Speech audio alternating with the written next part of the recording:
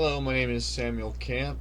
I go by the online handle of at h8_me. Also, it's the abbreviation of the word hate me, but that's just my name.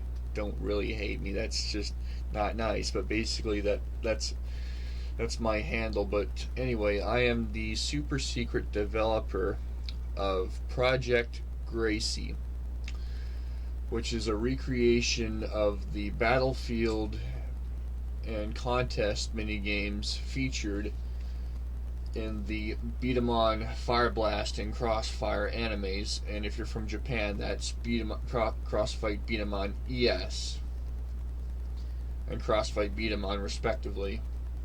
And the reason why I built them in Minecraft was because I saw the anime. I liked it. It was entertaining. And then a friend of mine a year and a half later gave me one of these things.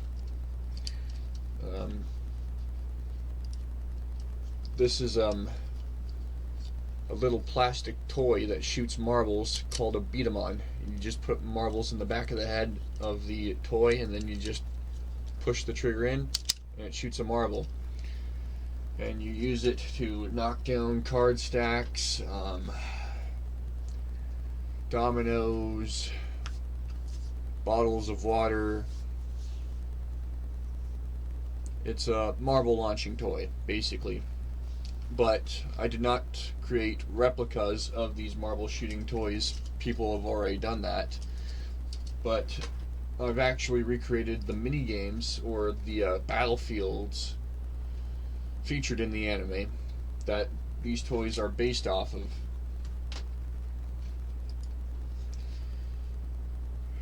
Alright, without any further ado, here's how you download Project Gracie. This is ModDB. At the time of me making this video, this is a 20-year-old platform for modders and creators of custom content for games, going all the way back to the first Half-Life, and a very popular place to get Star Wars Battlefront 2 mods, and we're not talking about that. Fun game, by the way. Really fun. But today we're talking about Project Gracie, and this is where I have the download for my collection of worlds and minigames. Basically, it's just one package, zipped package of files, and it doesn't take long to download, even though it's 5 gigabytes. And as you can see here on my desktop, we're going to quickly go over the contents before I get into game. Or actually, I'd like to get into game first and show you the contents later.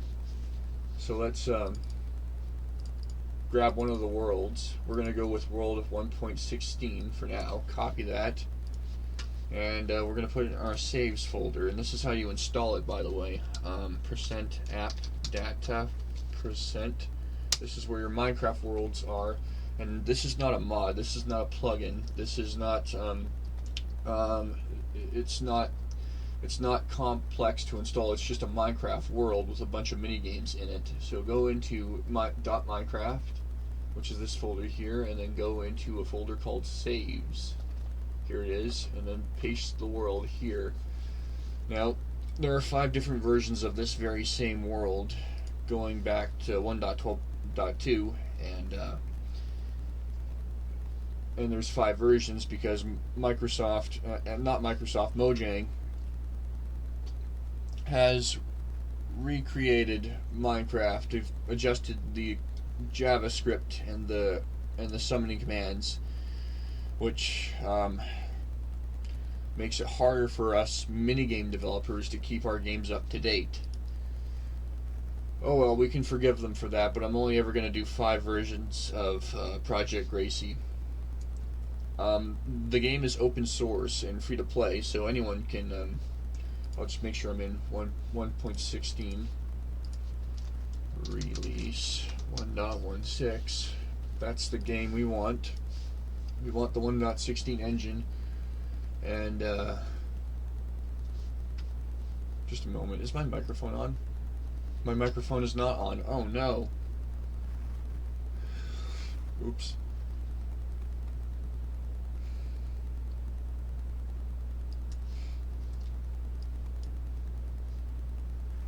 Oh wait, my microphone is on. My desktop audio is not on. Okay, that's fine. That's perfect. Because I don't want my desktop audio, I don't want my game audio to interrupt my voice, because you need to hear my voice. That's how I explain my game. Thank goodness. Didn't want to have to redo all that video. I've only got so much time this morning to record this. So back into the game. We're in Minecraft 1.6, Dean. And this is Project Gracie. Now when you first load up into the world, you can see that we are inside a landing craft, but this is just a decoration, a giant decoration. We've got two more in hangars 1 and 2. The hangars are also decorations, but no, 1 and 3, excuse me, but there is hangar 2. This is where we're gonna go, and inside you can see walls of chests, and inside these chests are Proto-01 Beat-em-on. It's called a Proto-01. It's a generic type of beat-em-on. I'm getting attacked by a cat right now. Hey Chucky, come here. You want to say hi to the camera? He wants to go outside. Alright, just a moment. Hey,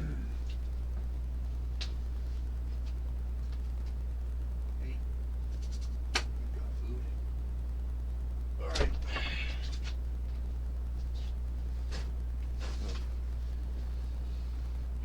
This is Chucky. The minigame is named after Gracie, my other cat, not Chucky. And we'll talk about that in just a while. We'll get to that later, but I gotta put him outside. Excuse me.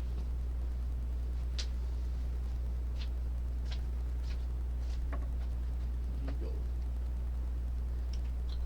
There you go. Good boy.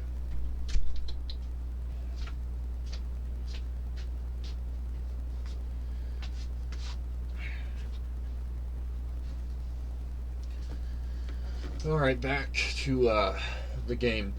Basically, this custom bow, renamed and reattributed, they're all the same. They're not different. It's supposed to represent the generic version of, in case you're wondering what a Pro-01 looks like, this is a Lightning Scorpio beat-em-on that my friend gave me. If you've got just a moment of time, I can show you what a Pro-01 looks like. We'll just go into incognito mode.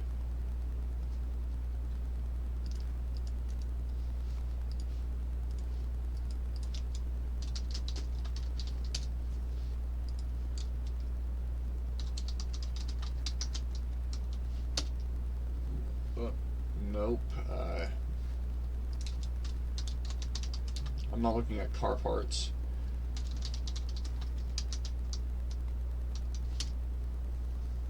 There we go. That is the Lightning Scorpio beat-em-on, and mine is different because my friend, before he gave it to me, he chewed off the horn on top. I don't know why he did that. He didn't want it to look generic. Now, Proto-01, which is the beat-em-on that we have in our minigame.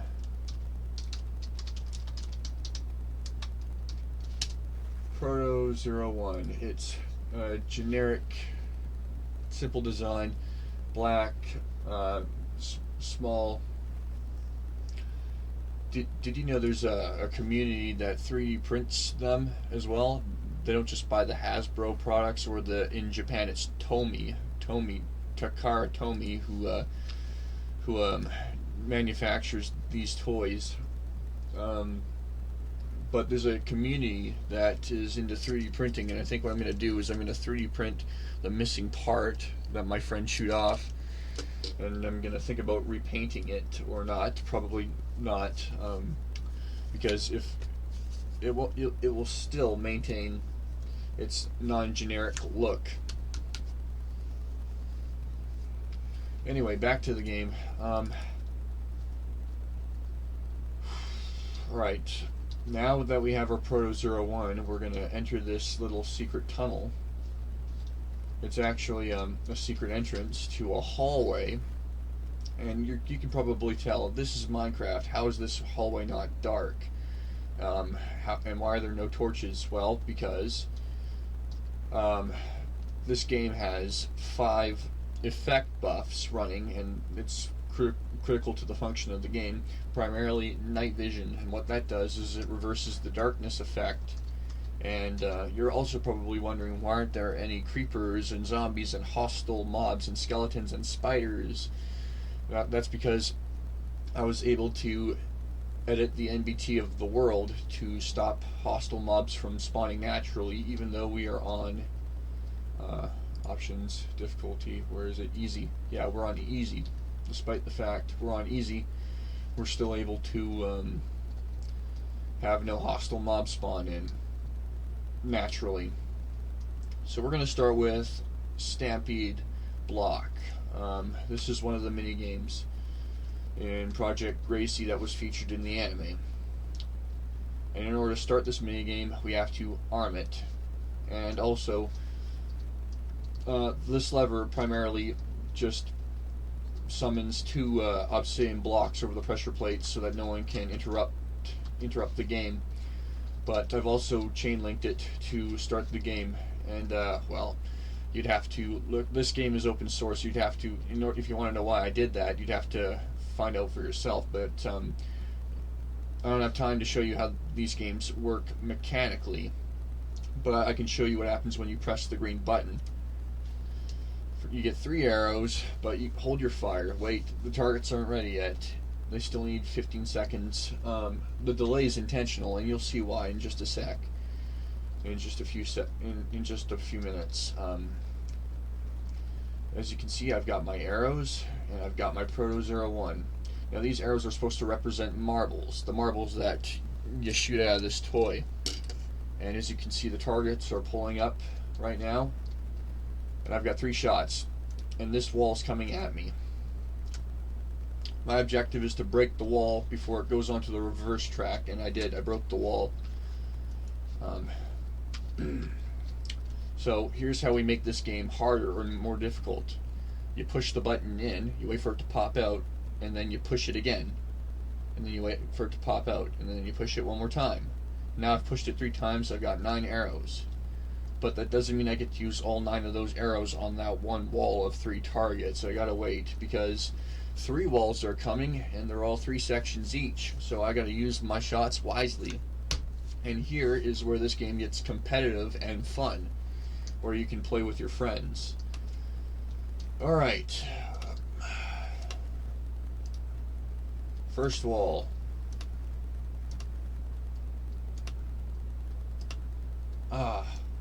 Now the hitboxes on moving targets, like these minecart targets, are never going to be your friends.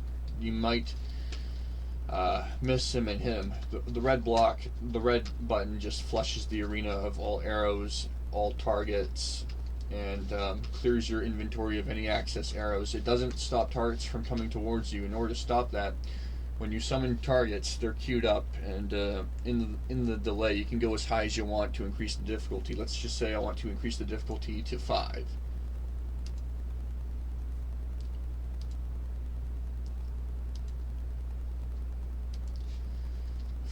Okay, so we got 5 walls coming, and we're not going to spend all day playing this game. I've got so many other games to show you, but we have a difficulty of 5, and if I was playing with a friend, we'd basically be playing a game of, we'd be playing a game of, I don't know the name of this game, but basically we're trying to top each other's scores. That's the whole point. We're supposed to top each other's scores. Alright, I did better than last time, but still 1 target escaped, and that target doesn't count because it went on the reverse track. Oh, and by the way, you're supposed to play inside this lapis lazuli border. You're not supposed to play on the wall or outside the arena or up on the track. No, you're not supposed to do that. The battlefield is inside this little square, and if you exit the square, your opponent can say, "Hey, you're cheating. You're outside the square, disqualified." And yeah, well, we want this. I worked hard to make this game fair for everyone who plays it. Really hard to make this, like almost a decade to make this game come to life, to learn how to summon mobs with command blocks to build a game around machines that summon. And we're on to this. Anyway, moving on. We're on to this next game called the Space Revolution Attack. And as you can see, this game is sort of different. Now, Stampede Block is the only game where you can push the green button as many times as you want to increase the difficulty. Now, what happens when you press the green button twice is it's just going to do what the red block does, which is reset the game. This is I designed it to do this so that you wouldn't overload the world with targets, entities, and give too many items to players. You're only allowed to have a set number of arrows and items per match. So if I press the green button, I'm not going to get twice as much as 64 arrows, and I'm not going to get 2 minecarts. I'm only going to get 1 every time. You press the red switch, it just clears everything. Now, as you saw in the background, this minigame generates a battlefield terrain in the form of a desert hill. And what we're going to do is we're going to set down our minecart, and we can either go clockwise or counterclockwise. It's up to us. And how this game works is we're just going to try and hit as many of these targets from the vantage point of a moving minecart as we can. I'm going to turn off my audio.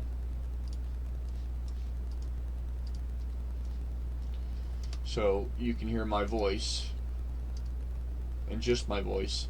Anyway, we've got a 1-point target that's yellow, that's worth 1 point. We have a 3-point target that's blue, and we have a 5-point target that's worth red.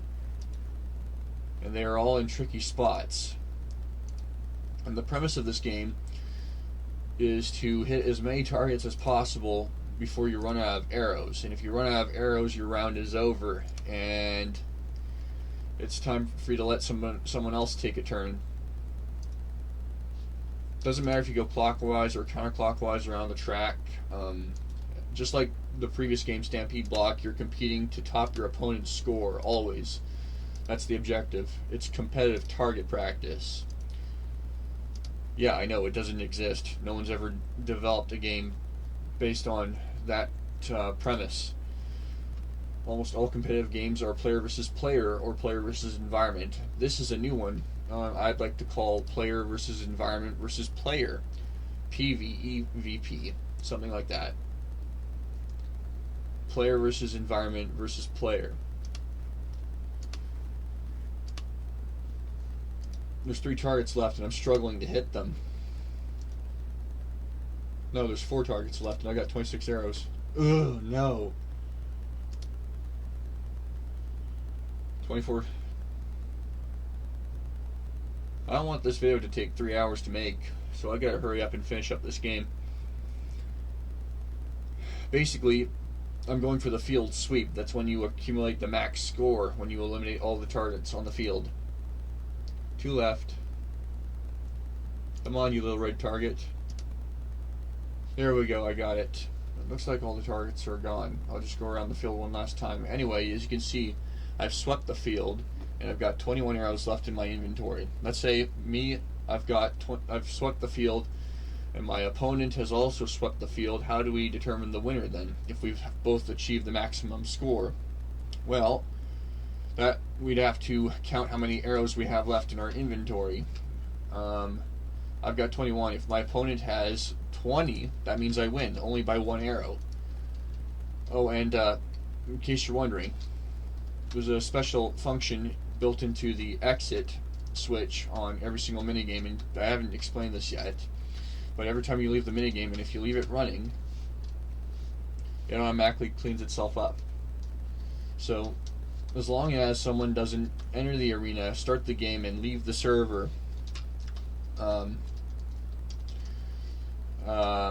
then you won't have to worry about entities overfilling the world and reducing the tick rate, using up the bandwidth of your server, because not all servers. I have an entry-level Apex hosting server that has, let's say, 2 gigabytes of no, it's got like 16 gigabytes of RAM or like something like that. The minimum requirements to host a server. It's nice. It's got 25 player capacity, so I can have a massive tournament in my minigame if I want to, but I'm not going to do that right now. Anyway, let's move on to Enchanted Bridge Breaker. This one's another different game. They're not all the same. All of these games are different. We get 64 arrows, and then we have targets that are supposed to be moving left and right in synchronization, and our goal is to hit as many of these targets as possible to sweep the field or get the maximum score, go as high as we can. Ouch. This is one of the rare few minigames that shoots back at you, but don't worry, those buffs are there for a reason, because I don't want players dying in this game. It's not a game where players die in. Well, gotta be careful what I say. I don't want this video to, ouch, become age restricted. But basically,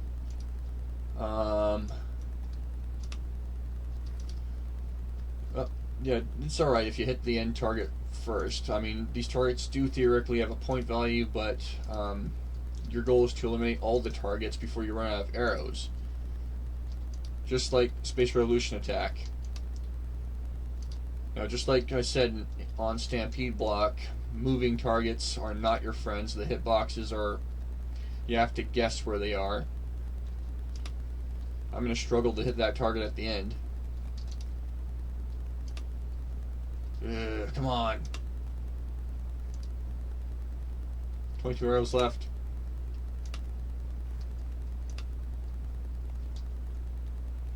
They're not invincible. The minecarts are invincible, but the occupants are not. These are zombies, because I tried this with armor stands. Space Revolution Attack uses armor stands, but minecart moving targets, I have to use zombies, which are similar to armor stands. Very similar, in fact. This target is going to defeat me. There we go, I got it. With 10 arrows left in my inventory. Let's say my opponent probably managed to sweep the whole field with 15 arrows in his inventory. That means he won. Alright, moving on. We're not going to have a round 2. This is just a demonstration. I'm not playing competitively against another opponent. If I was, then I'd be doing better. Anyway, we're moving on to 7 targets. This is another different minigame, but this is the first time attack minigame. Basically, the time attack minigame is simple. You get arrows, but you only get 14, and you only get them for like 14 seconds, and if you run out of time, these arrows are taken out of play. I'll just demonstrate that quickly. Time's up. See? Arrows are removed. Basically, your goal is, these are slimes to represent large targets that get larger over time. They're all one shot to eliminate. Well, actually, no, they're 2 slimes, so they're 2 shots to eliminate, and you get 14 shots. You gotta make all these shots count. Okay, let's start again. Alright. I gotta sweep the field, or get a higher score than my opponent. And this is the first multi-minigame times attack, multi-round, excuse me. Okay, there's a field sweep. If you can shoot as fast as me, you can get the field sweep. Basically, you'd be playing 24 rounds of this game, divided by your opponent, which would be 12 rounds each. And whoever has the best accuracy and consistency, whoever has the ultimate consistency wins the game. Now, in previous versions of Project Gracie, before 1.16, this game operated different. Instead of having, it operated different. Instead of teleporting the smaller slimes out of the map, into, I have like a kill box under the minigame that deletes the slimes and eliminates the slimes. Before I had that, I had like a minefield set up, and every pressure plate would eliminate any slime that touched it.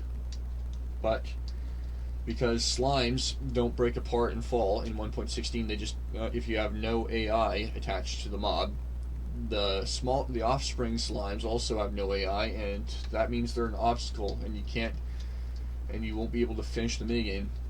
The solution was simple. I had to create like a different function which teleports the smaller slimes under the map.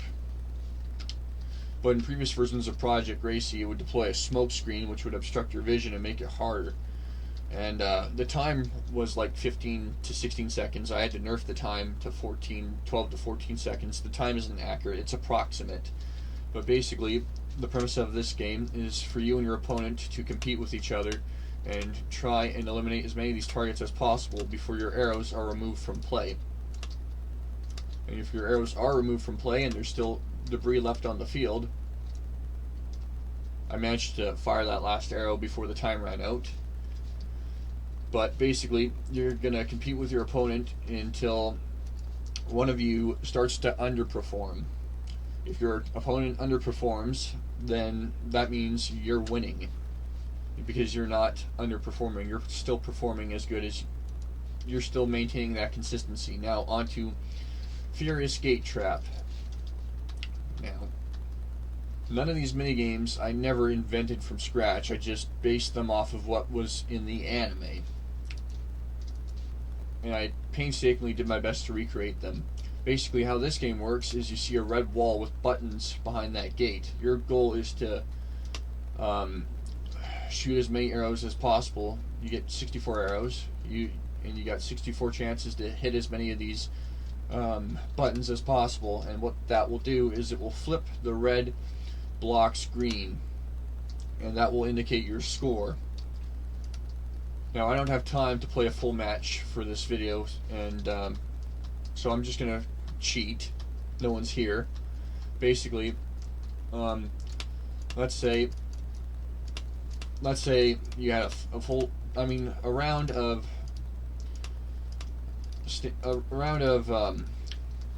what's it called? Furious Gate Trap. I gotta remember my names. Would take quite a while. And you're in no race to complete this game. It's not a time attack, but your opponent is going to also take their free time to try and hit as many targets as possible. And you got to make sure that you hit, because you're not only battling the gate that's opening and closing to stop your arrow. You also there's sections between the buttons where you can miss your target. Say you shoot your arrow here and it doesn't connect with the buttons.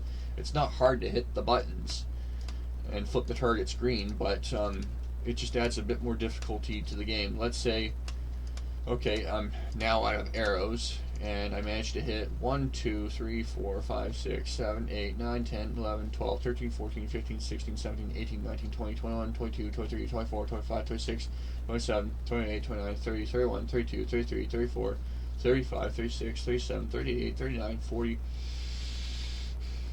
41, 42, 43, 44, 45, 46, 47, 48, 49, 49. Now, in reality, I would never get that high of a score. I'd probably go as high as 39. But basically, you and your opponent are competing to hit as many, flip as many green blocks as possible. To reset the game, you just pull the lever up, and that just resets the whole field, stops the gate from moving. And in order to start the match up again, you pull down the lever and you push the button. Again, this game is open source, so you can dissect it and reverse engineer it. You can look at the commands to summon it. You can to summon the entities. You can look at all of the commands and structure blocks that were used for the animation of the gate, and a lot of structure blocks are used, and even set blocks and fill blocks are used as well. Now, Final Rush. This is if you've played Kovacs 2.0, or if you've played Valorant or Counter-Strike, I have never played those games, and I don't play those games because I'm not going to play a game that has a non-functioning anti-cheat, but that's a topic for another day. This game is started differently. You start with a green and a red pressure plate. They're not buttons, they're pressure plates. You step on them. And basically, it's just like the Space Revolution attack. The targets are actually colored different. We have gold targets. These are based off of the anime. And Space Revolution attacks targets are different from Final Rush targets. They're completely different. We have a 1-point blue target, we have a 3-point orange target, and we have a 5-point gold target. And our objective is we get like a shot for every target in the arena, a chance to miss and hit everything. And we're not going to play a full round because we don't have enough time for that. But basically, your goal is to achieve a higher score than your opponents, and it's very rare to sweep the whole field because you'd have to hit every single target without missing a shot. That's how you get the maximum score. But even that's hard to do because you have to do it in a 2.5 minute timer. There's a timer below the minigame. This is the second time attack minigame. You have only 2.5 minutes to sweep the field. As you can see, I have ejected from the minigame and forfeited. That's basically a normal way of forfeiting the match.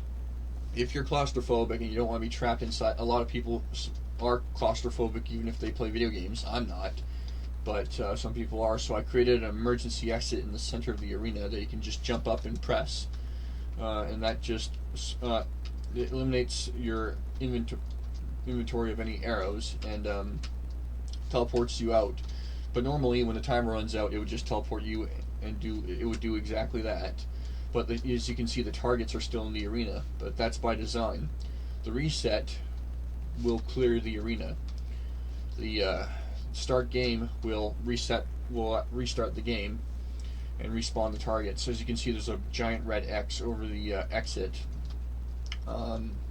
because the exit pad that gets you out of this arena also sweeps the field because we don't want mobs left behind. But that also indicates a different issue that presents us with another issue. Basically, a spectator could leave the arena and cancel somebody's match, but we don't want that. So basically, while a player is in the game, the exit is blocked, and so are the start and stop switches. Alright, let's have an actual match. I think we got time. Let's see if I can beat player 2's score.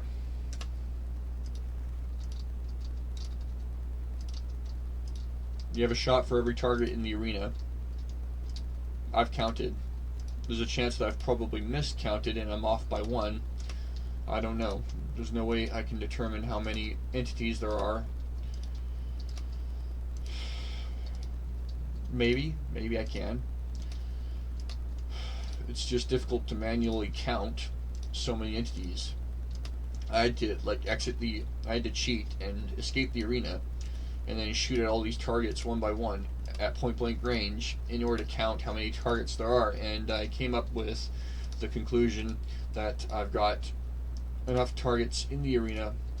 I think 2.5 stacks of arrows is enough to eliminate every target in the arena. So every opponent, every player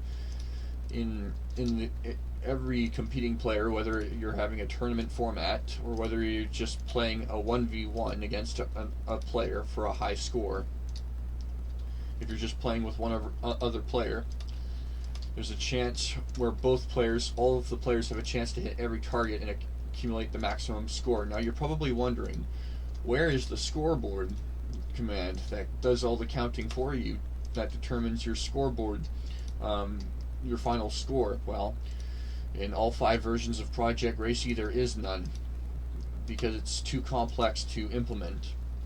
First and foremost, you see these armor stands? They are armor stands. If you shoot them, they despawn. Just like paintings and item frames, if you shoot them with a bow, they'll despawn. They are not killable or eliminatable entities. If they are eliminatable entities, they'd register on a scoreboard command. I've tried this.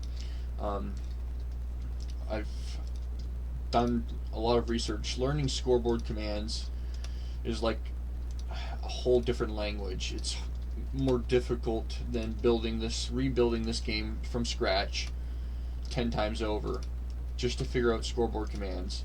And even if I could figure out scoreboard commands, they only affect one player in a Minecraft server. Only one. Alright, so let's say Okay, back on topic. We've been teleported out of the arena. That's my final score. Screenshot the battlefield, and if your opponent gets a lesser score than that, that means you win. Anyway, we're going to step on the red pressure plate and flush the arena. Anyway, scoreboard commands are like, I struggled to learn English, but because I went through the rigorous task of perfecting my English, and my teacher can detest to that. I mean, not detest. Basically, is that the right word to use? Can agree with me, heavily agree with me on that. That I am autistic, so it's very hard for me to learn stuff. English was very hard to learn, but I learned it, and I use it to very good effect. My English is better than almost all non-autistic people I know. Anyway, back on topic. We are outside. We're playing Break Bomber, and Break Bomber, there's 25 targets, both players in the arena. This is the first two-player game, not single player, so both players are going to be playing at the same time. Now you can play this on your own. You can just shoot at these targets on your own free leisure, on your own free time, to practice your aim. But basically, the goal of this game is to take 3 targets before your opponent does. 3 red targets. Those red targets up at the top. And your opponent's also going for these targets too. You both have 25 arrows each and a chance to miss and hit every target. So it's not possible for 2 arrows to strike the target and no one, like, once one player's going to hit the target, the other player's going to miss the target, and you're going to see an arrow coming towards you, let's say flying in your direction. Let's say if I hit the target and my opponent missed the target, their arrow's going to be coming in my direction. Now, in my server, I have a personal server, player versus player damage is turned off. And you don't have to worry about that, because even though the damage buff on this bow is maxed out, on all of the bows, Proto-01s, they're all maxed out, so every player does max damage. You also have maximum resistance and regeneration, so that these arrows are pretty much harmless. They're as harmless as airsoft guns, and actually no, those are pretty harmful depending on where you get shot from. But basically, you don't have to worry about getting hit, because it's rare that an arrow will go past the field and actually strike the player beyond the target wall. But if you're too concerned about that, just as a server host or server owner like me, you can just turn off player versus player damage, PvP damage. Basically, the premise of this game is you and your opponent are battling to capture 3 red targets, excuse me. But in order to get to those targets, you have to eliminate all of the yellow targets too. Break Bomber is actually the most popular and the flagship game of the Beat 'em On toy line. And I just dropped my bow by accident. Oops. I forgot to mention. In Project Gracie, you have to remap your drop item key to... Let me just quickly check my controls. Drop selected item. You don't want that on Q, because if you're pressing WASD to move around, you're gonna drop your bow by accident. I'll remap it to I. And then I will also remap the swap item with offhand key to O. Yep. They're out of the way. You're not going to press them by accident. Even though switching to your offhand is just, it's not going to affect your ability to aim at targets, or it's not going to affect your shot. Basically, it's going to look weird, and well, if you play Counter-Strike, you can change from left to right-handed if you're right-handed, if your trigger finger's on your left hand. But no, it's just annoying. Anyway, Break Bomber.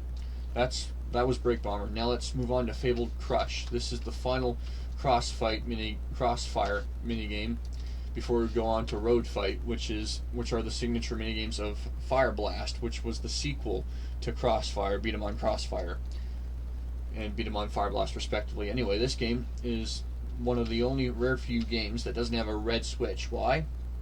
Because you don't need it. You don't need a red switch. If you want to flush the arena, you just exit the game.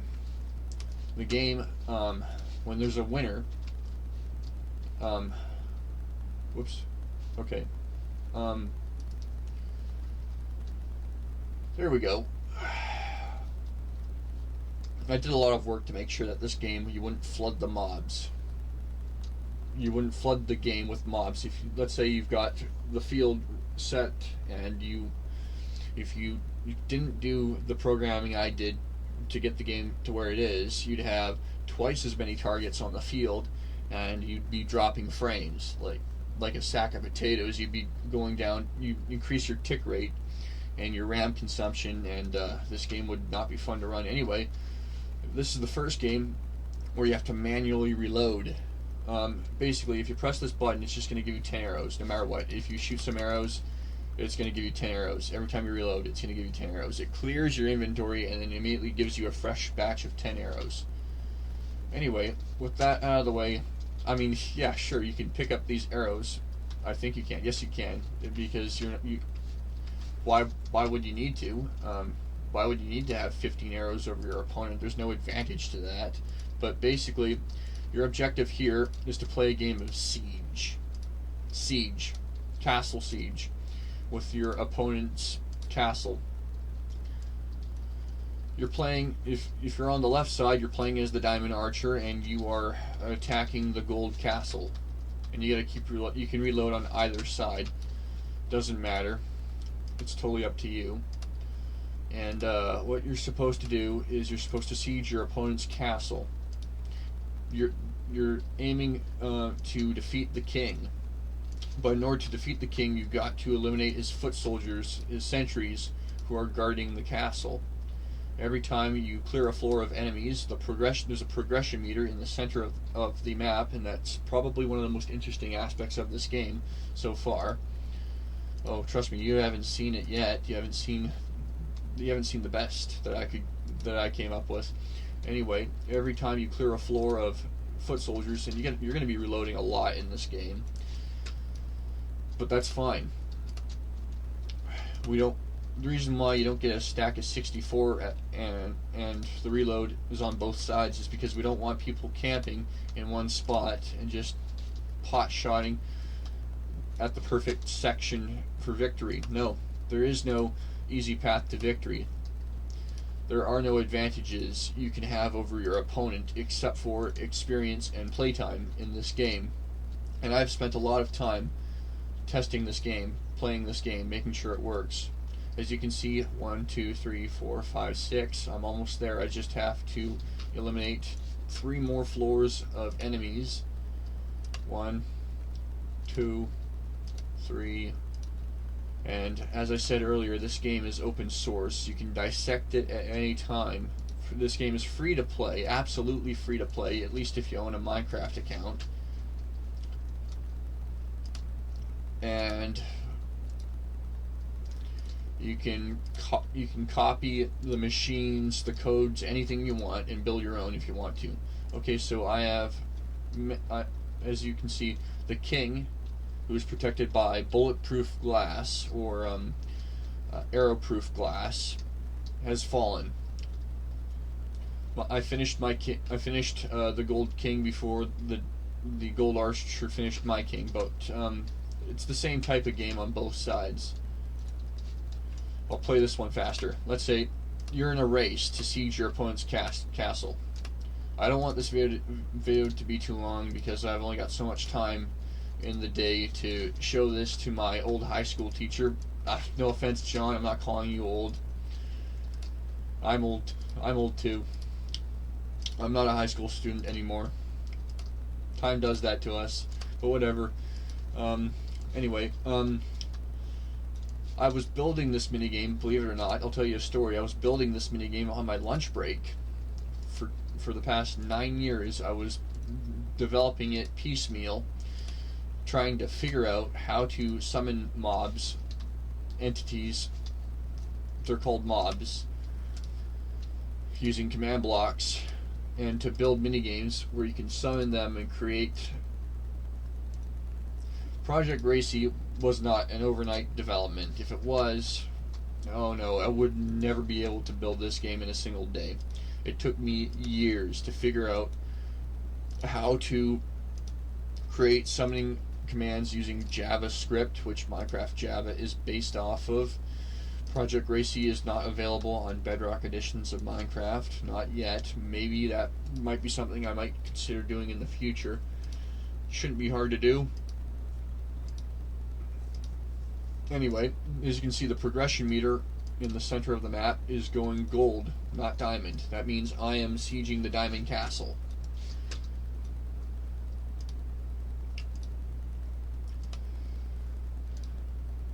We're almost done. We're almost done. We're not going to have a third round to settle the score. But basically, you play a best of 3 with your opponent, and whoever takes 2 rounds of siege ultimately wins the game. And the progression meter comes in clutch. Otherwise, if this progression meter wasn't here, you'd see you wouldn't notice that there's a target right here on the side of the castle that you failed to hit. Four more shots. There we go. Every time the king falls from the tower, the king will land on a pressure plate that resets the whole field. That's just a little gave you a secret ingredient to the recipe of this game, but don't have time to show you how the game works. Basically, when you leave the field, the whole game flushes itself. Don't worry about those progression meters. See, it all just disappears.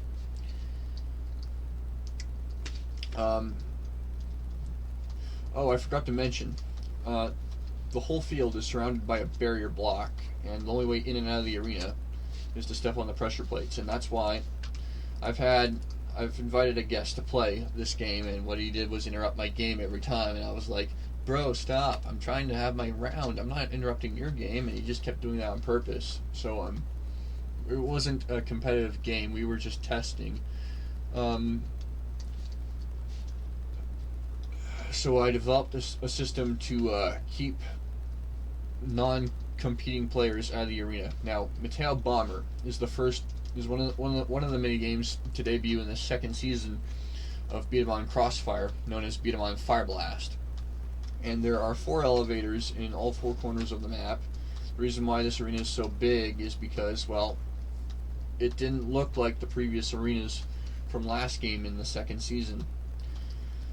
I wanted to make it as accurate to the anime as possible, and I'll let you know about a little personal fun fact about me. I am a sucker for anime that exist just to sell toys, like Pokemon, Yu-Gi-Oh, Bakugan. If even the original Transformers were not made in America, they were made in Japan. Japan created Transformer toys, Optimus Prime, Bumblebee, and the G.I. Joes. They were made in Japan and then brought to America by Hasbro, believe it or not. As you can see, we have 3 targets in the arena. Now, Meteo Bomber, it's basically comparable to Beat 'em on Hockey. Just like Fabled Crush, we have a reload button, and this affects both players in both I don't know, what's the word? Anyway, it affects both players, and it also affects the proctor. Want to know why? Because you can't count on a proctor to start the match. Even though you can have a proctor present to judge the game to determine where the target will land. It'll land either the diamond target will spawn on the diamond block, the gold one will spawn on the gold block, and basically how these targets will appear to both players, the red and blue player, is completely at the discretion of the proctor. So if the proctor wanted to put all 3 targets out, then both players would be trying to push the target into the opposing goal as best they could. Both players would be shooting at the targets. These targets are the first invincible targets, and that's by design. These targets have unlimited durability and damage resistance, just like the players who will play this game. And your goal is to basically sink more of these pucks, hockey pucks, into the goals as possible. And that's how you determine the winner. Let's say the proctor summons. The proctor can summon as many targets as the proctor wants. Let's say, yeah, unlike the other games, these ones, you could probably just, the ammunition is always going to be 64 every time you reload, but basically the proctor can flood the arena with targets, and well, don't worry about it. If you leave the arena on either of the two exits, there's two exits, not one. There's two exits, so I can just pull this switch and two exits because I wanted the arena to look symmetrical.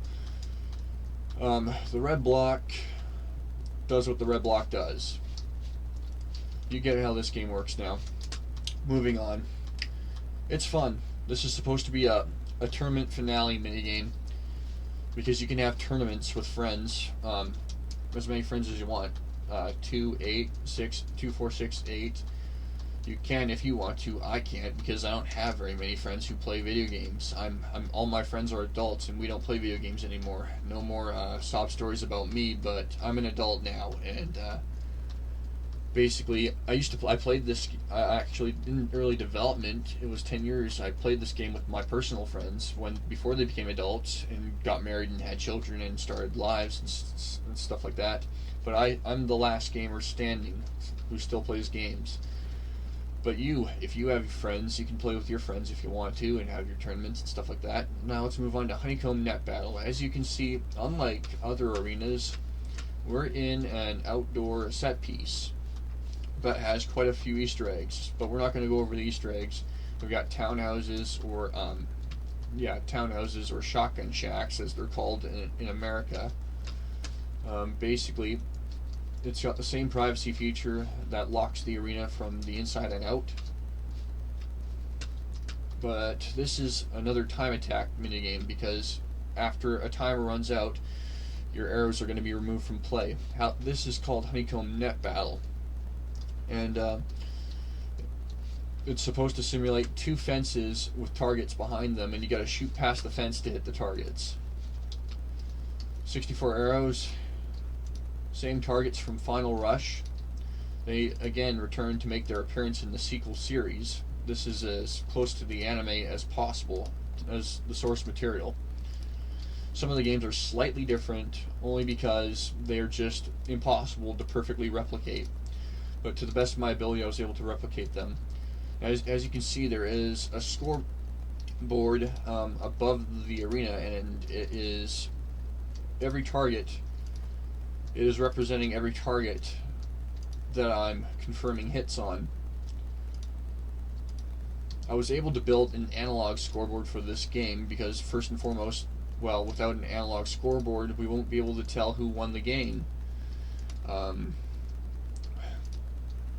Your goal is to flush the field before your opponent does, or at least hit more targets before your opponent does, and before the timer elapses. When the timer elapses, your arrows in the bottom are going to be removed from play. I've got 23 arrows, and when that light lights up, when this light lights up again, it's going to say the timer's going to go off, and basically it will just take your arrows from play. And whoever has the better score at the end of the game or flushes the field of targets first, that will be pretty obvious when you see this pattern of 5 gold up at the top, 6 orange, and 7 blue. This little trapezoid pattern up on the scoreboard, that will indicate your opponent has flushed the field. You can't press this button twice. If you press the button twice, all arrows will be removed from play until the timer elapses. Now it's 30 seconds, approximately 30 seconds. You have to wait 30 seconds. Want to know why? Because I couldn't build this minigame without a timer. The timer was critical to the functionality of the game. Let's have just one last round, because we've got time for that.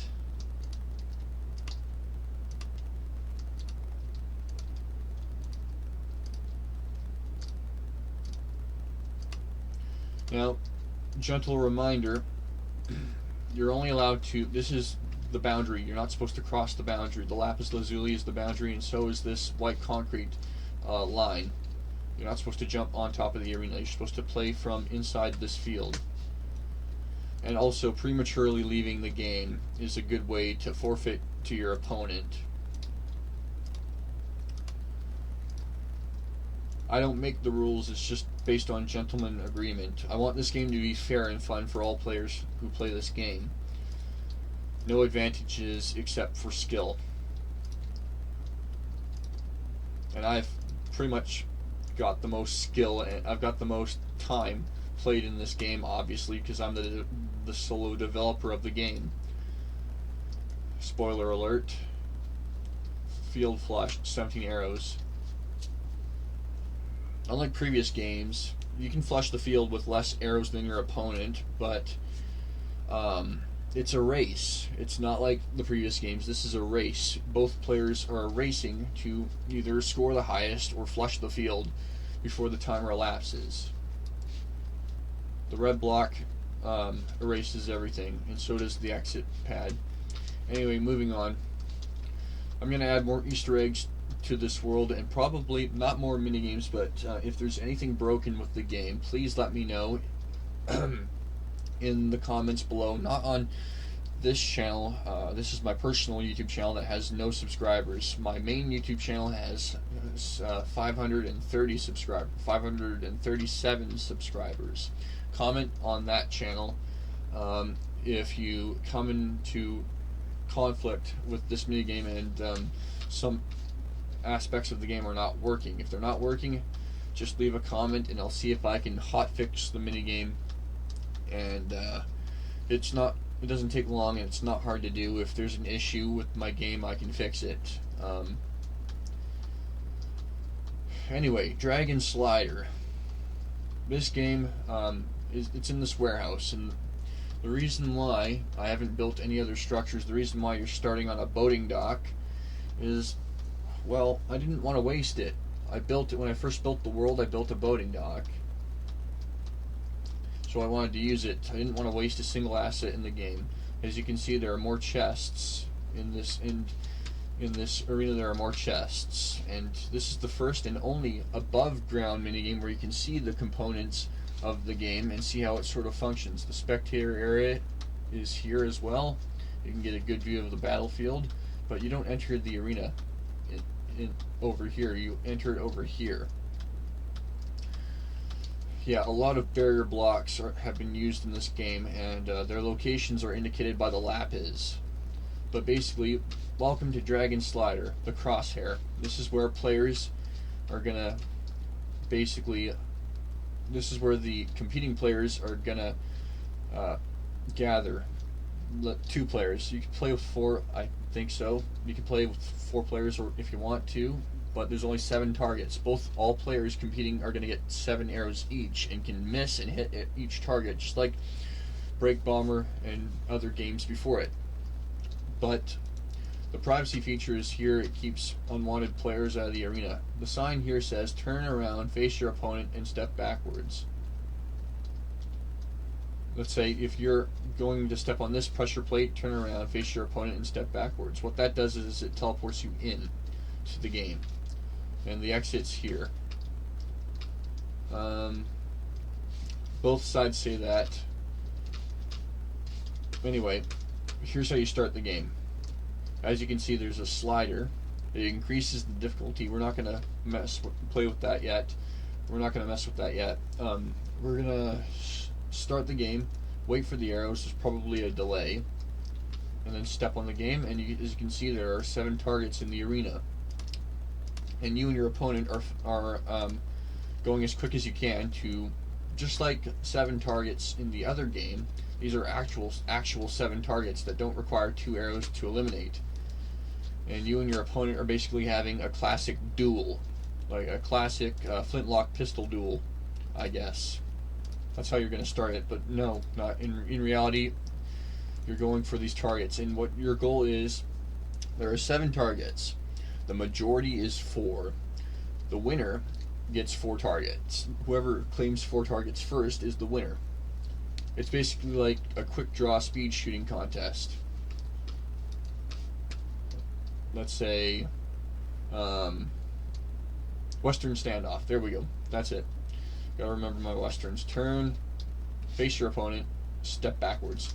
Fire.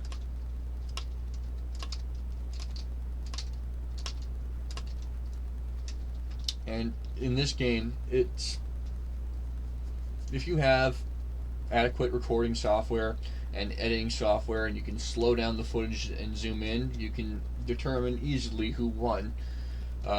You might have to get back to your opponent the next day to give them the results, and they are probably not going to be happy with the results. They're going to assume that you're biased. And oh, I just realized something wrong with the game. These are slabs and these are stairs. These are stairs and these are slabs. Uh-oh, remember when I said I have to hotfix my game sometimes? Well, I just found an issue with the game right here. What I have to do to fix that is simple. I told you, as I also said, hotfixes are simple. What I'm doing is I want this game to be fair and fun for all players playing it.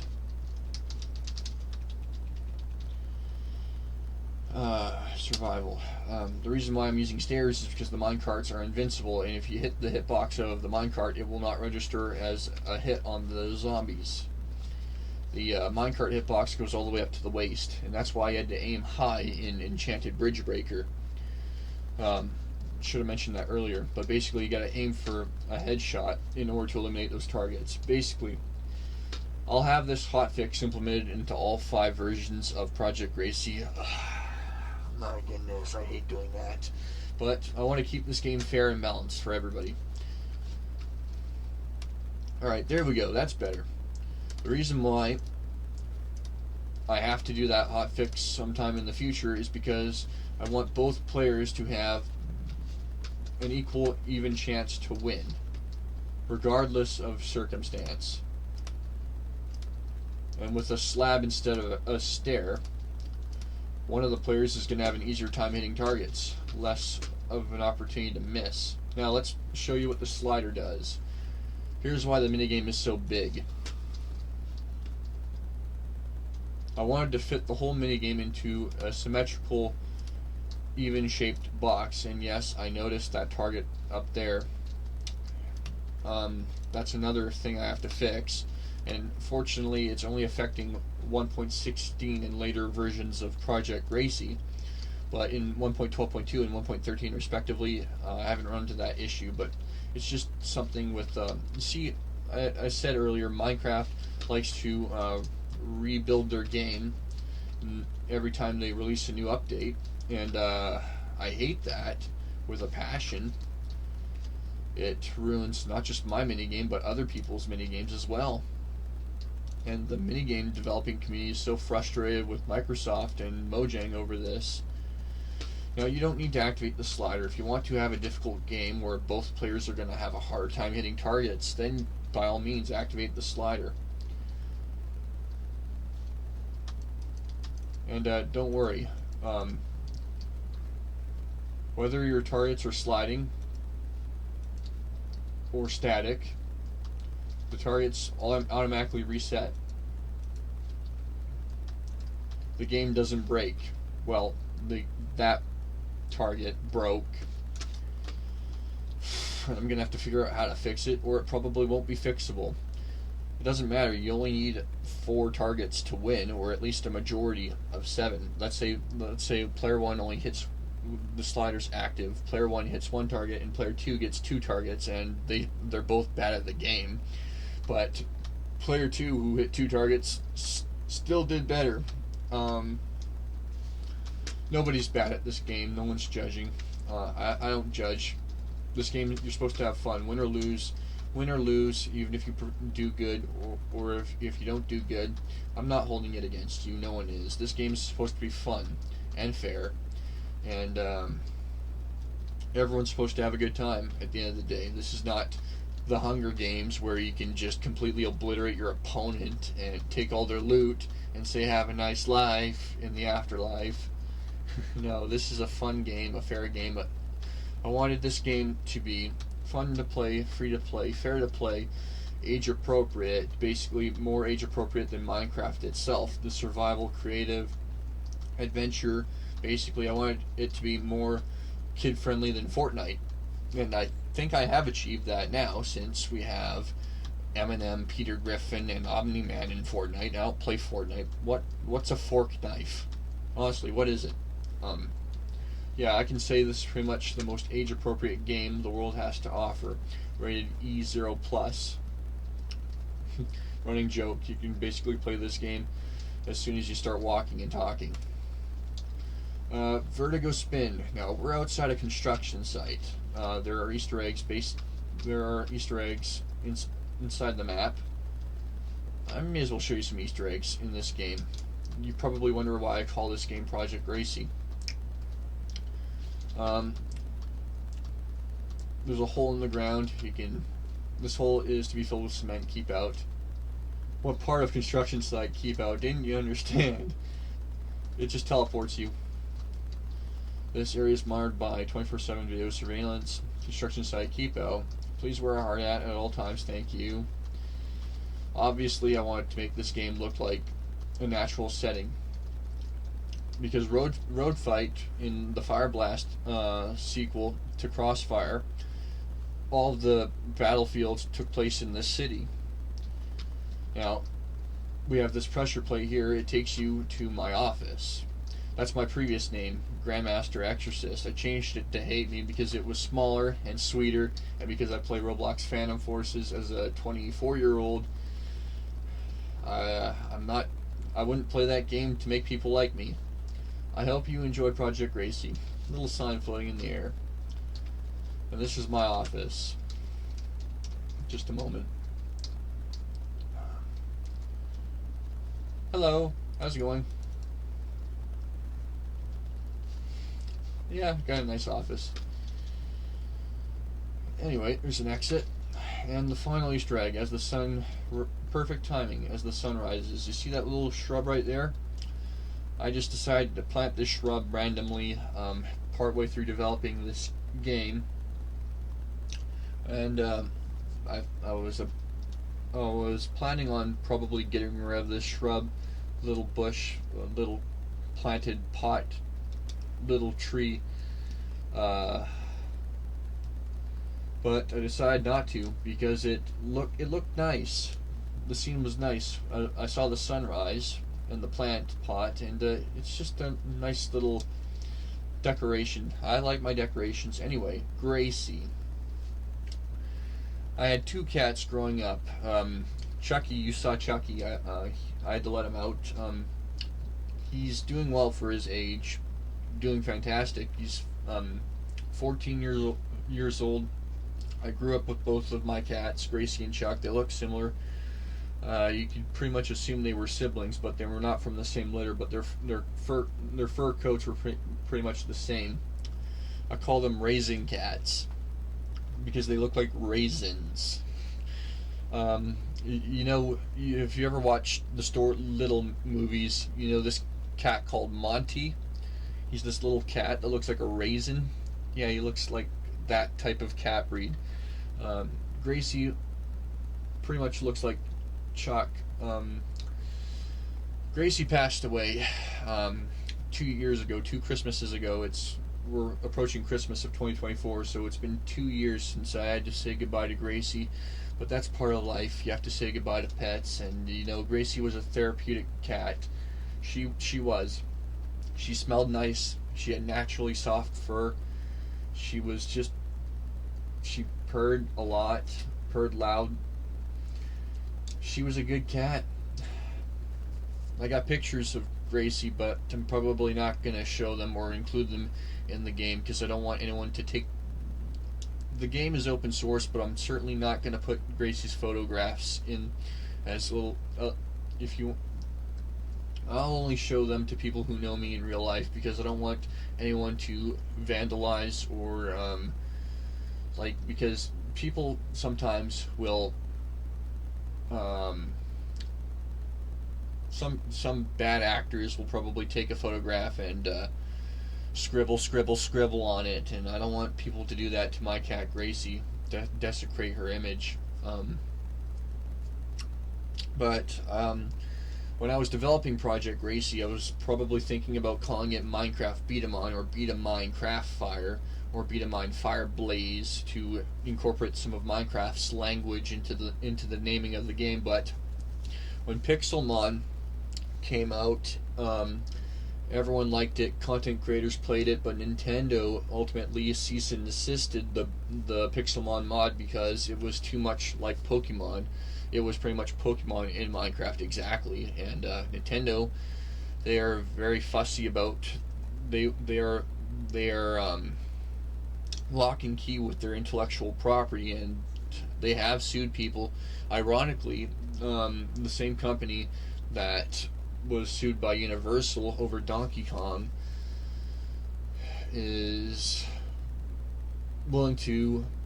I mean, they wanted to create Donkey Kong back then in the 80s, and they didn't want to get sued by Universal, but they're one of the most abusive companies when it comes to intellectual property and modding support. They cease and desist. They virtually cease and desist fan art. And if you know about the Palworld drama, the fact that Palworld is the third best-selling game on Steam, and despite the fact that they waited for Palworld to make a lot of money, to make a huge impact on the gaming community before they took action against it. They didn't take much action against it.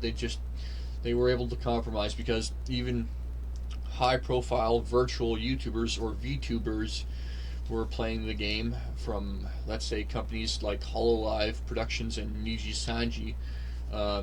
Their VTubers were playing Palworld, and they loved it, and everybody was playing it. It was so popular. Even high-profile Twitch streamers such as Pokimane and let's say half my Steam friends list plays, or at least played Palworld. That's how popular it is, and everyone loves it. And Nintendo can probably take the scrutiny of and the pushback and fallout of cease and desisting Palworld, but they probably don't want to do that anymore if they still want people buying Nintendo Switches for Christmas this year, or for Christmases going forward. It is in Nintendo's best interest to at least be somewhat respectful to their consumer base.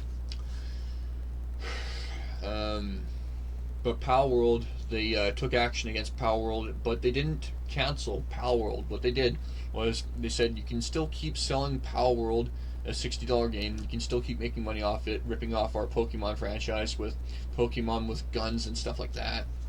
But we get 5% of every copy sold from here on out. And it was just a simple percentage deal. It was like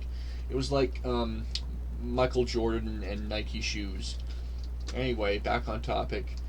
Gracie, my cat, was still alive when I planted this shrub. That's why that plant's still there. Did not delete it. And I wanted to give Project Gracie its own designated name that I can remember it by, to truly make it mine. So I named it after my cat. Just like the original Xbox was named after its code name. The Xbox wasn't even supposed to be called the Xbox, but they went with that name because it ultimately they liked it so much. And when the code name is better than the eventual name, well, that's what it becomes. That's why Project Gracie will always be called Project Gracie. At least my versions of it. Like, let's say someone can copy Project Gracie, rename it, call it whatever they want to. I don't care if my game gets ripped off. It's open source. I'd rather this game get reused over and over and over again, and renamed and rebuilt and redone, rather than have my project that I worked 9 years to painstakingly recreate get lost to history because either nobody plays it or the files are gone and no one can play it again. I don't want that. Anyway, I've had too much time talking about nonsense. Let's talk about the game. Vertigo Spin. Very fun little game. This is the first and only minigame where you can not just shoot your target, but you can also shoot your opponent's target, and that's actually part of the game. Don't worry, that's not cheating. Not in this game.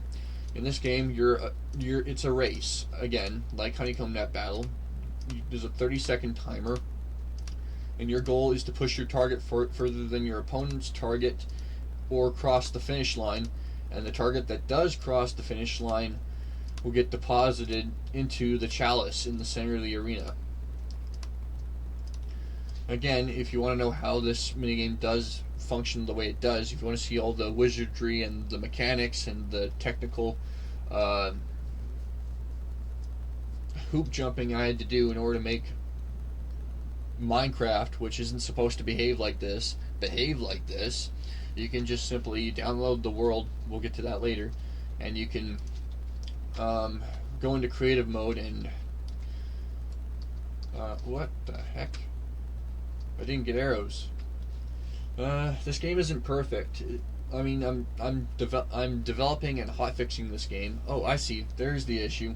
Time's up. When you push the green button before this thing lights up again, before this indicator lights up, either it will only remove arrows from play. It will not do anything. You gotta wait 30 seconds before you start the game again. Another fundamental feature of how the game works.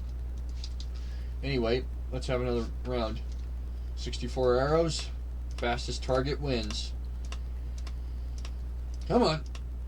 Oh, no, you don't. A lot of friends are going to have a lot of arguments over playing this game. It's going to be a sassy game to play.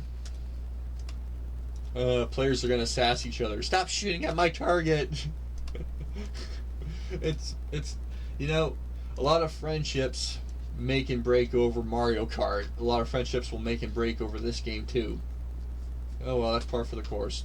You can clear the field before the lights up. That's perfectly fine. But in order to start the game again, you have to wait for the timer to elapse. And the reason why I'm waiting to start the game again is because, well, I'm not going to play a third round. You've seen how this game works. There's one last game left. It's up there at the very top of this construction tower.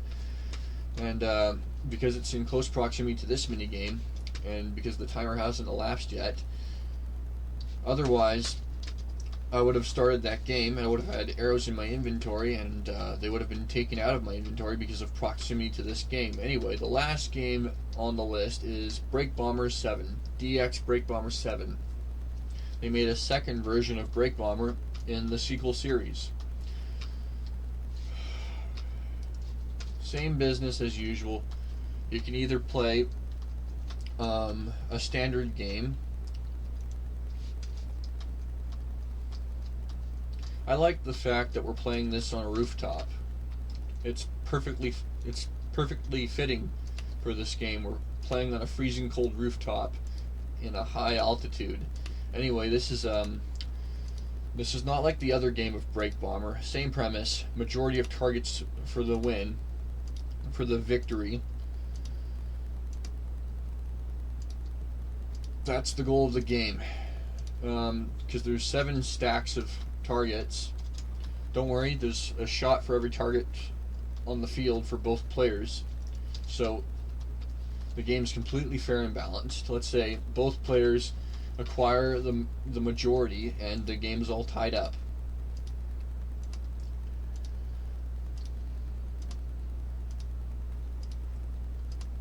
Let's say the game is tied up at 1 round apiece, and both players have taken at least 1 round of the majority of targets. How are we going to settle this game? Well, if you come to this side of the field, does this mechanism look familiar? Alright, so pull the lever to the left and push the button to start. Don't spam the lever. Guess what happens? See these sliders? They're moving. Yep. Structure blocks. Magic blocks. They allow you to do stuff like that. Now this shouldn't make you lag or drop frames if you have your render distance set to 12. Even though I'm rocking a 3090 in my personal computer, I'm still running at a 12 render distance. You need at least a 12 render distance. The sliders, they just act as let's say both players have swept the center targets, and the winning move will be trying to get these harder targets.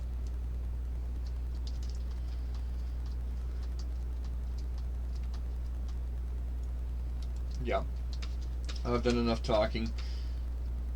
Oh, in case you're wondering, yeah, they stop when you pull the lever. And in case you're wondering, if you leave the arena, will this whole field clear itself?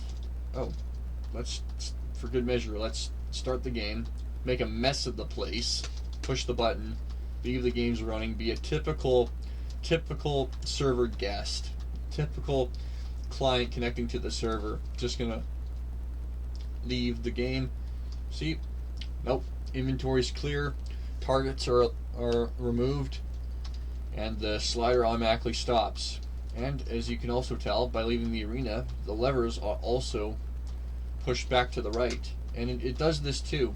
If you leave the arena, the whole field resets, everything resets. Nothing. The only thing that doesn't reset is the slider for Dragon Slider, you know, where those 7 targets rotate left to right.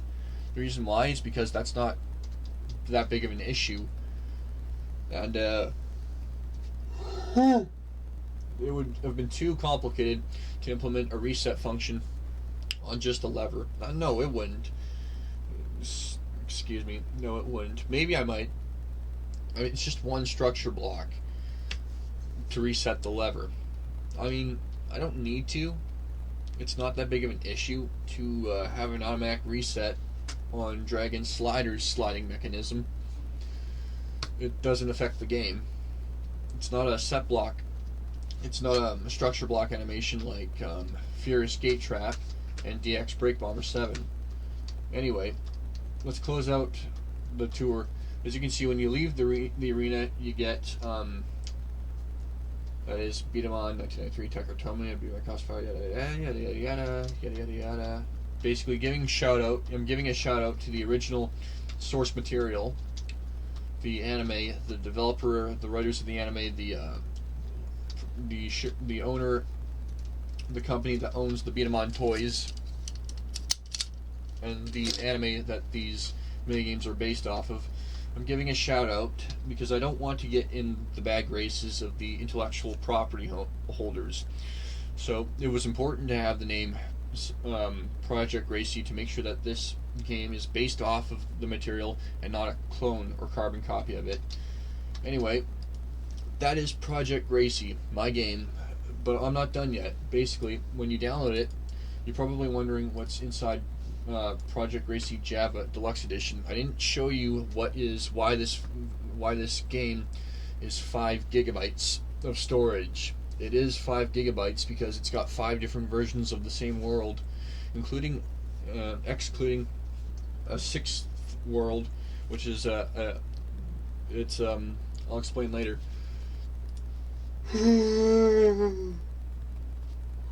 Excuse me. It's 6:04 a.m. in the morning. I'm finishing up this video so I can show this to my teacher later today. It's 12/16/2024. I'm gonna share this demo with my teacher. Anyway, Project Gracie 1.12.2, the prototype version of this world, where I built the world and structured the world, and basically I am 1.13, Minecraft's first big overhaul where they overhauled everything and I had to rebuild everything. And the reason why it took so long for me to build this game is because I didn't have much knowledge and skill in with creating complex machines like this in Minecraft. And furthermore, I wasn't able to recode it into future versions of Minecraft because it was lengthy, time consuming, and I wasn't committed to doing it. I was just committed to building a world around the mini games in 1.12.2 when I decided to roll up my sleeves and flex my biceps and my mental biceps to try and recreate this world in 4 other versions of Minecraft. Before I decided to take the plunge and do that, I needed a lot of time to learn how this game works, how to develop using Minecraft's Java-based engine. It's not easy, and I couldn't have done it when I started, and I couldn't have done it while I was going through high school. Priority was my primary assignments. I had to uh, I had to do all my school assignments. I wasn't able to do this, and I didn't. I probably did tease what I was working on early in my high school tenure as a student, or in my stint as a high school student, but it was far from a complete game. It was just floating machines in a void world, and could not. Yeah, I could not release. I could not. Pretty much, I'd embarrass myself trying to show this to the class, because it's far from a complete state. Anyway, 1.12.2 test world. It's just a scrapbook world, just random machines. It's a messy world, but basically scrapbooks are often messy. Sketchbooks are messy. Not perfect. Concept art. That's the word I'm looking for. Basically, Project Gracie had a concept art world. That's what this is. I'm including it in the package, even though it's pretty much bloat and you don't even need it. But it's there if people want to see it. If people want to see what the result of brainstorming and trying to build these machines until I came up with efficient and effective designs for the main world. Here it is. Now 1.13, the big overhaul. It goes to 1.15.2 before it's overhauled again, and it's not. The 1.16 overhaul isn't really that big in comparison to 1.13. It was just a few machines didn't work in that version of Minecraft. It was compatible all the way to 1.20.1, and then 1.20.2, same thing, overhaul.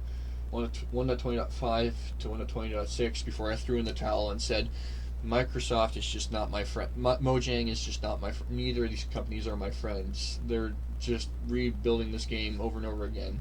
And the reason why I switched from Minecraft Realms to Apex Hosting to host my server is because I don't like the fact that Minecraft keeps rebuilding its game for newer versions and mandating that Realms subscribers. The reason why I ditched Realms for Apex Hosting is because their servers were cheaper. You don't have to be mandated to the latest version of Minecraft, ultimately compromising your game. And the player count is not 11, it is 25. So you're getting a better value. I'm not sponsored by Apex Hosting, but I recommend their service if you want to host a server. Anyway, moving on. I got 6 worlds and DLC content and tutorial readme. This is just a breakdown of what's inside the folder, the games that are included, yada yada yada. It's not much. DLC content, 1.12.2 commands, failed attempt to record my commands just once. Let's see. Yeah. Basically, I was trying to document the commands, each command, but there's no point doing that when I realized if I just had the world open source, people can just copy the command blocks and the machines copy Control A, Control C. That was completely useless, and I didn't need to do that. Just a bunch of time wasted, but whatever, it's there. Even failed attempts at artwork is still artwork. Like, let's say you try and paint a canvas and the canvas looks like crap, and you think it does, but someone's going to walk up behind you and say, that looks nice, you did it good. It's still a good, it's not your masterpiece, but it's a good piece of work. I don't need to include all this bloat in this. Let's say I just need to upload the 1.16 version of Project Gracie because that is the best version of the game. It's the one. My Apex hosting server can't take the latest version of the world because it requires the engine of 1.20.5 is just too much for my server. My server's only like $7 a month.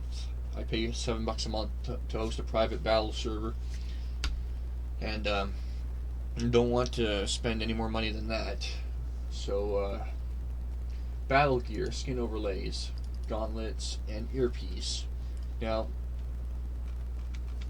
as you can see, these are Minecraft skin overlays. They go over top of your Minecraft avatar. These are gauntlets. They go on your wrists, and the earpiece. They have quite a bit of detail to them, and they are based off of what is in the anime. Well, this whole game is based off the anime. Now, hate me's win-loss record. Why am I showing this? Remember when I said I've had all the time in the world to play this game? And beating me at this game on your first attempt is virtually impossible. I think trying to win against the creator probably is like trying to climb a mountain in shorts. You're just gonna quit. You're just gonna quit halfway up the mountain. Nah. I predict that when I implement a scoreboard command system into the game, which I haven't done yet, which I'm not gonna. I can't do it yet.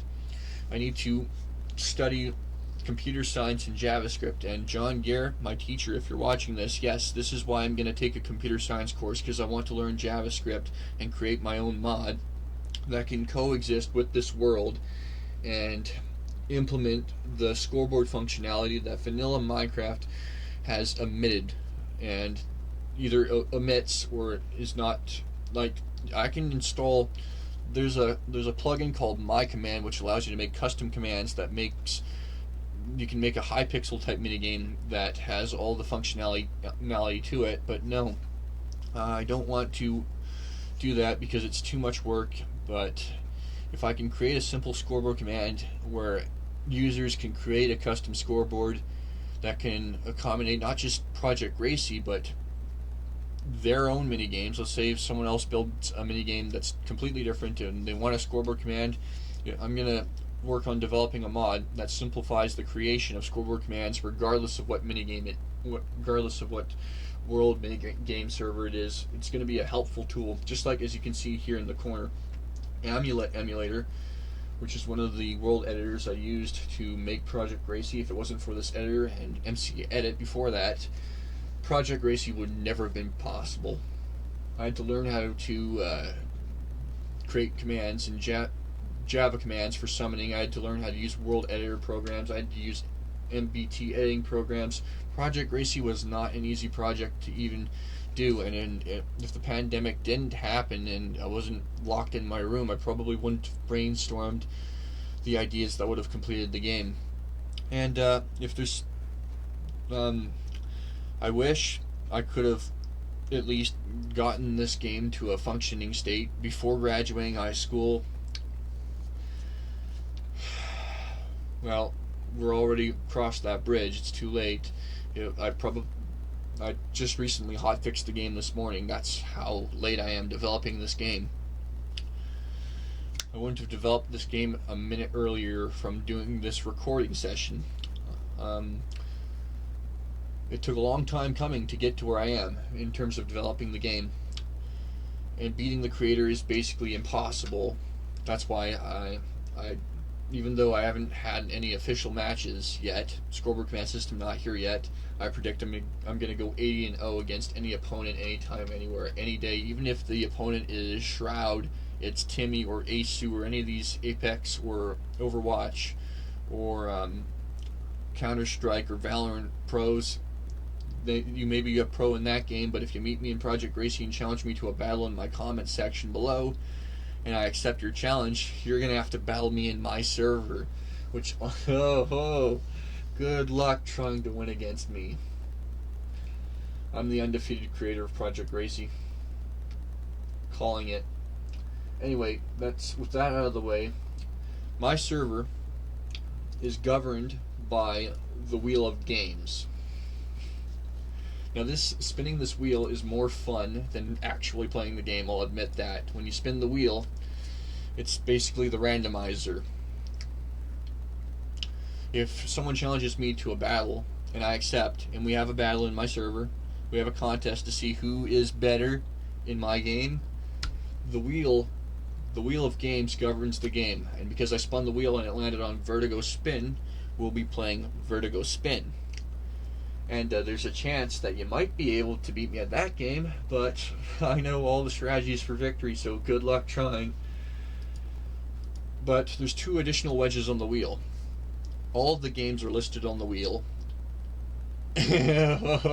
Okay, pick your poison. You landed on one of the bonus wedges. Challenger's Choice. I like that. There's Challenger's Choice, and then there's Host Choice below it.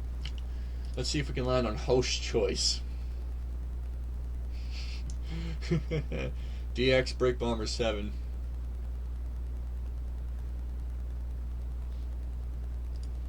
Close.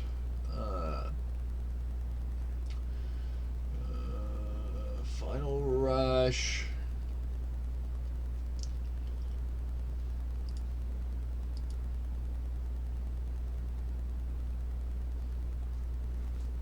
Host choice, host choice, host choice. No. Okay. Pick the minigame. I'll still beat you at it.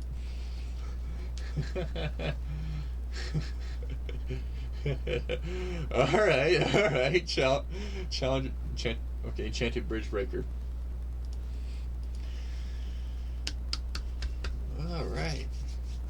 Do you think you can win? Do you think you could beat me at my game? Host choice. Host choice. Guess what? You're dead to rights. Host choice. I'm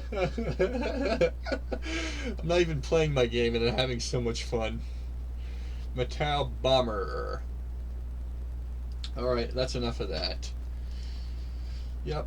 I wrote the wheel as well. The reason why all the colors of the wedges are blue is because this is an OLED panel. I just upgraded to an OLED display, and OLED, I tried using a multicolored wheel on a TN panel and it started turning purple because I had all the colors on the wheel and spun it and it just went purple. That's not good for your pixels. When you overstress your pixels like that, especially with OLED displays like this OLED monitor, you don't want to do that. If you overstress pixels on an OLED display, you'll fry them or you'll ruin them.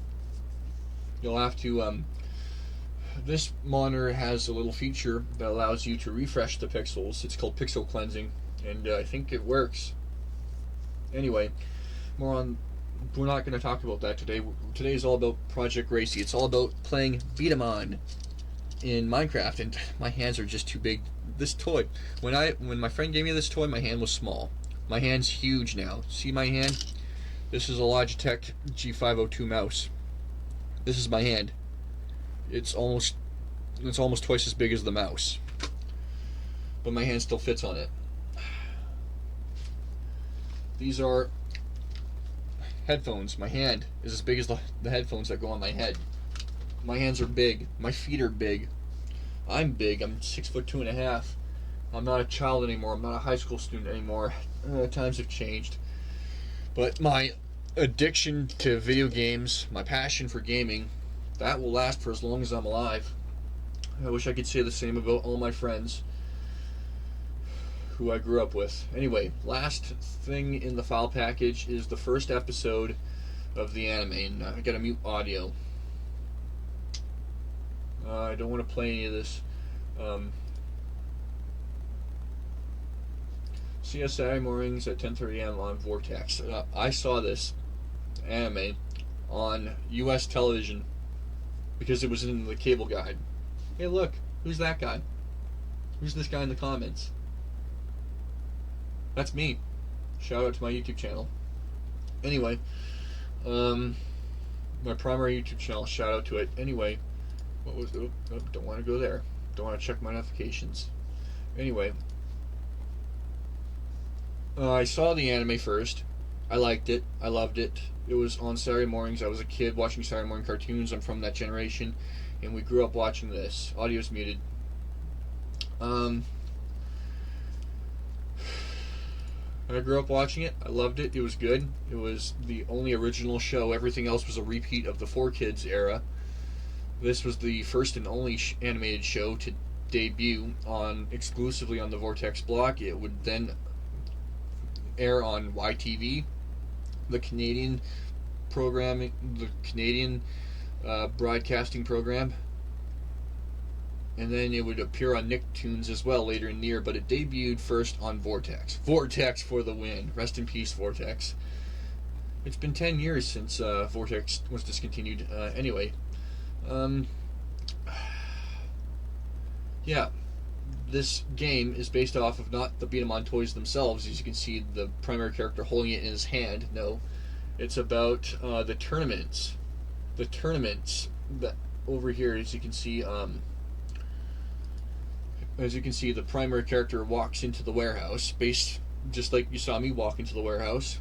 Walked down into this underground section of the warehouse and into a super secret arena where you take your beat 'em on and you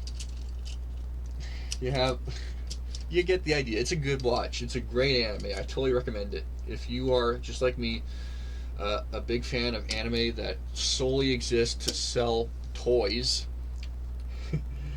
to market the sale of toys, this show is totally for you. That's Stampede Block, by the way.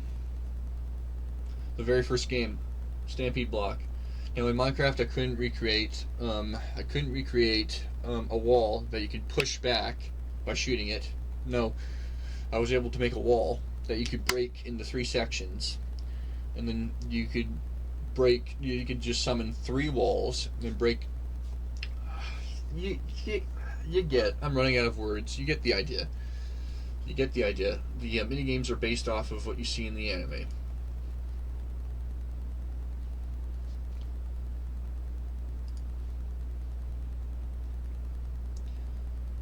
Just a moment.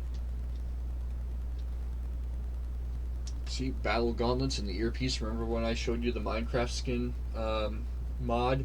Yeah, I include the whole package.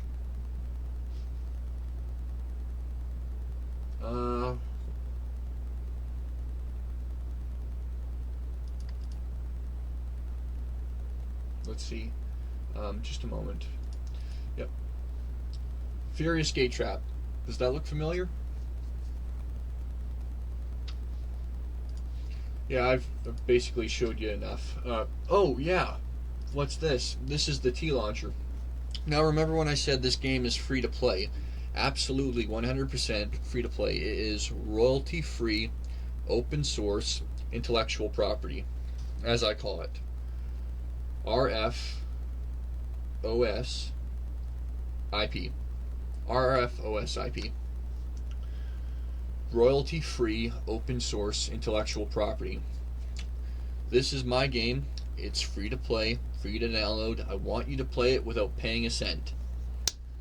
And even though I have a paid Minecraft account, I actually paid I paid for a Minecraft account. I'm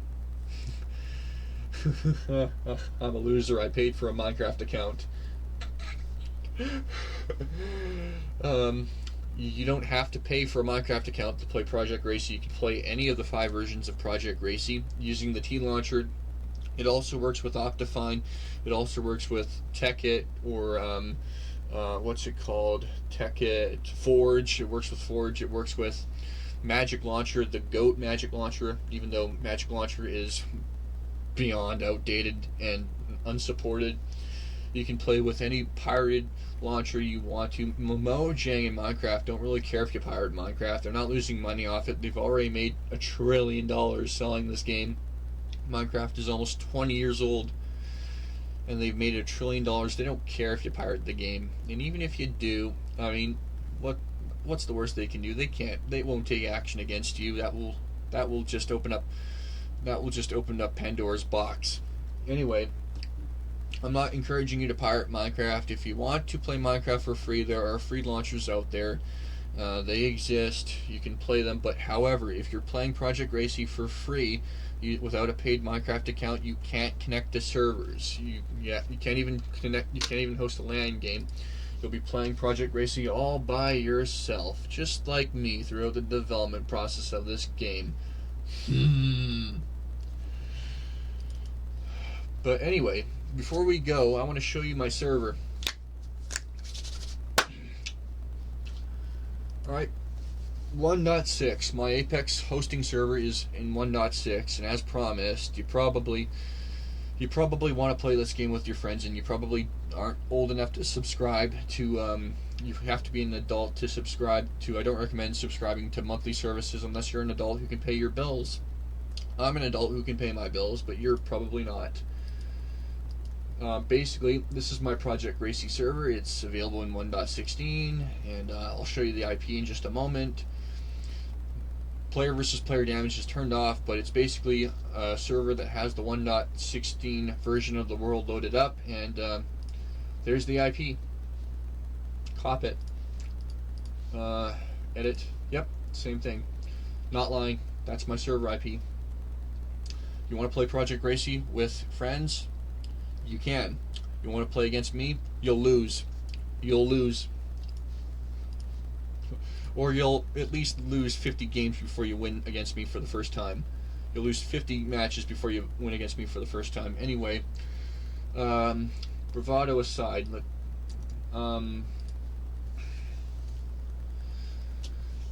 you won't have an easy time winning against me if you play in my server, but basically you can play with your friends, you can battle if you want to. My server's open. If you're watching this video and you want to play Project Gracie, you don't want to download it from ModDB, and you don't want to download it from ModDB, which is where you can download the game from, that's okay, perfectly fine. But if you still want to play Project Gracie, my server's open. Oh wow, it's only been an hour and 46 minutes. Not bad. It's like my previous recording session, it was like 2 hours and 5 minutes. Anyway, thank you so much for watching. My name is Samuel Camp. I'm the solo developer of Project Gracie, the sole developer. No one else worked on this game but me. I'm going to take a college computer science course. I'm going to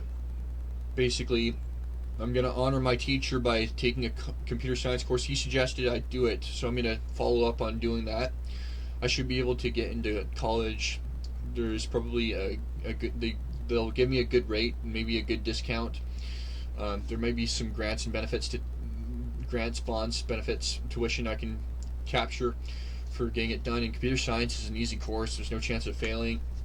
I'll learn how to program with Java, create my mod, create a scoreboard, and make this game as fair as possible, so that and accurate as possible, so players 1 and 2 won't be screaming at each other over who won Break Bomber, because both of them are shooting 25 arrows at 25 targets, each at 25 targets, and complaining, saying, hey, my arrow hit the target. No, my arrow hit the target. This is why I need to build a scoreboard mod. I have to do it. Again, if I make this mod, it'll also be open source, and if I make this mod that allows you to create custom scoreboards, I'm going to release it for free. It's going to take another 10 years to develop, but well, I took the plunge once. I'll take the plunge again, and if it takes another 10 years, I'll do what I can to perfect and make Project Gracie fun and fair for everyone. That's the goal at the end of the day. Thanks for watching. This is Samuel Camp, also known as youtube.com/@hateme. Please subscribe to my main YouTube channel. I upload Roblox Phantom Forces content, and I'm genuinely hilarious. Thanks for watching. Shout out John Gare. Sam. Hi John, it's Sam. How's life?